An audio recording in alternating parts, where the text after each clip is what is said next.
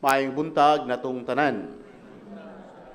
Karong Domingo ha, mao ang unang Domingo o pagsugod sa atong bag-ong liturgical calendar.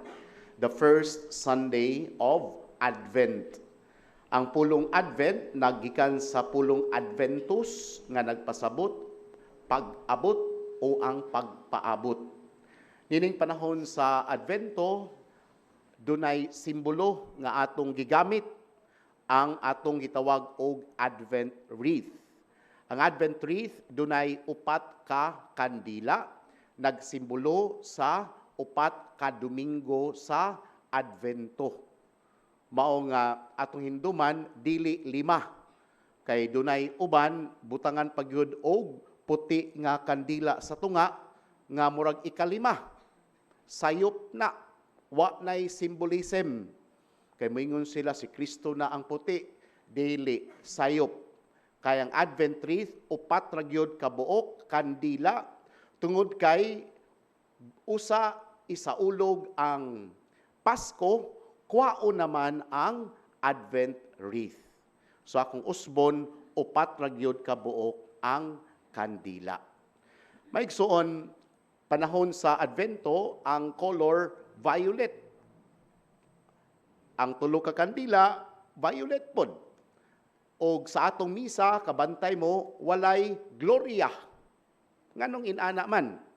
Tungod kay panahon sa Advento, ang atong disposition, mauman ang pagpaabot, pinagi sa pagpenitensya sa atong mga sala. Sa nagtod nga pagkasulti, ang Advento di ay panahon sa atong pagpangandam sa pag-abot ni Kristo. Sa atong pagpangandam, dili lang di ay kutob ang pagbutang og Christmas tree. Dili lang di ay kutob pagplano kanus ang atong exchanging gift.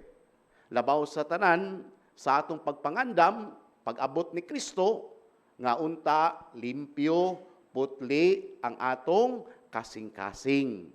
Hinaut-unta ni panahon sa Advento, mangita tag panahon nga mangumpisal. Panahon sa Advento, mao puning panahon nga mupasaylo na ta sa mga tao nga wa nimo tinggi, sa imong ugangan nga imong gikalagutan, sa imong silingan nga sabaan kaayo, kay mao kana ang paghinulsol sa mga sala. Anhita sa atong ebanghelyo karon. Matod sa ebanghelyo, naghisgot man ni sa pagpangandam, una, gisgutan ang lunop sa panahon ni Noe. Maghisgot kitag lunop, manghadlok man ta, tungod kay siguro kamo, atong parinti, ang atong mga higala, na biktima gyud sa maong lunop. Unsa may atong makatunan, maghisgot kitag lunop, maghisgot kay tag bagyo atong i-connect sa Advento. 3 things to learn from a flood and a typhoon. Number 1, we can predict a typhoon. Hapit na gayong bagyo, tanaw dito sa pag-asa, kung asa na ang bagyo, nagkakusog na ba, nagkaduol na ba, naanay track karon nga kay bawta, inig alas 2, moabot na. We can predict the typhoon. Makibawta nga signal number 2 na or kusugra or hina ra ba ni siya. Og apil pod sa pagpredict, mao pod ang atong pagpangandam. Mao di ay ning Advento, pagpangandam pod. Tinuod mahadlok ta sa moabot nga bagyo, unsay atong buhaton, mangandam ta karon. Mao nang duol sa sapa, i-evacuate kita nga ang atong balay siguro ubos, atong paghipo sundaan kay basig malunupan, mag-andam tag mga pagkaon. Mao po day ang atong kinabuhi. Kung doon na tay kahadlok sa ugma, angay ta mangandam karon. Kung ikaw estudyante, mahadlok ka nga mahagbong ugma, o sa may buhaton nimo karon, di mangandam, magtuon, di magsigig duwa og ML. Kung ikaw mahadlok maimpirno, unsa may buhaton, di karon magbinutan. Kung mahadlok ka magbuwag ang banag asawa, unsa may buhaton, di magsalig mo karon. Kung ikaw mahadlok sa imong negosyo basig di mo prosper, di maningkamot ka karon. Mao di ay kung doon na tay kahadlok sa ugma, maningkamot ta karon. If we have any fears of tomorrow, live the present moment, prepare the present moment. Number 2, we cannot control the storm, but we can control our feelings. Kung maabot ang bagyo, wa gyud tay mahimo ana. Pero doon na tayo mabuhat, doon na tayo makontrol sa atong reaction. Kung doon ay kalisod sa atong problema, pwede man pod nga mo surrender. Kung doon na tayo kalisod sa atong relasyon, pwede man ta mo give up. Apan ang uban, kung doon ay kalisod, ilan ang tan-awon nga kahigayunan aron maningkamot. Problems bring us closer to the Lord. Kung doon na tayo problema, daghan nato, mas mudubli ang pag-ampo. Mao di ay magdepende day na tao na ay problema ang tanan. Doon ay uban nga mo surrender, doon na po'y uban mo padayon. And they find that challenging because they know God is in our lives. We cannot control the environment, we cannot control our problems nga moabot, pero magdepende day na nato unsaon nato pagtan-aw. Number 3, every storm has an end.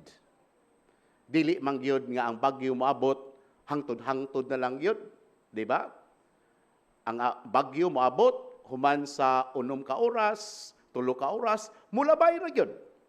Mao po day ang atong mga kalisod sa kinabuhi. Tinuod dunay pag-antos, pero mahuman ra pod na. Sama sa estudyante, perting paningkamot. Pero nag-look forward po na sila sa Christmas break kay mahuman naman. Magsige kag tuon, moabot ra pong panahon nga mo graduate na pug ka. Sama sa ginikanan, maningkamot gyud. Kay lagi ang ilang anak nag-eskwela. Pero moabot ra pong panahon nga mo graduate ra pod ang ilang anak. Nya nagtuo mo nga mahuman na, di gihapon. Kay mag-graduate, magsalig gihapon sa ginikanan. Nya nagtuo mo ni kaminyo, mahuman na, di gihapon. Tungod kay kamo may mobantay sa apo. Mao nang wa gid ay katapusan. Apan do na day utlanan ang stages sa atong kinabuhi. Dili lang di ay kalisod, do na po di ay kalipay. Do na day utlanan ang tanan. O atong tanawon, inikahuman gani sa bagyo, unsa may mosulod, dunay rainbow nga mugawas. Dunay kahayag nga mugawas. Mao day kahumag kuso-kuso sa atong kinabuhi, makakita day ta og rainbow, makita day tag kalipay. Kana bitawng maka ginhawa ka og lawom nga makaingon ka, ay, ni-graduate na gyud ang akong anak, Lord. Ay, nakatilaw na gyud ko sa sweldo sa akong anak. Kana bitawng lawom kay kaginhawa og mangingin ka, salamat taon, Lord, kay girewardan gyud nimo ang akong pagpaningkamot. Mao di ay ang storya sa bagyo, storya sa baha. 3 things to learn. We can predict the storm. We cannot control the storm, but we can control our reactions. But in every storm, there is always an end.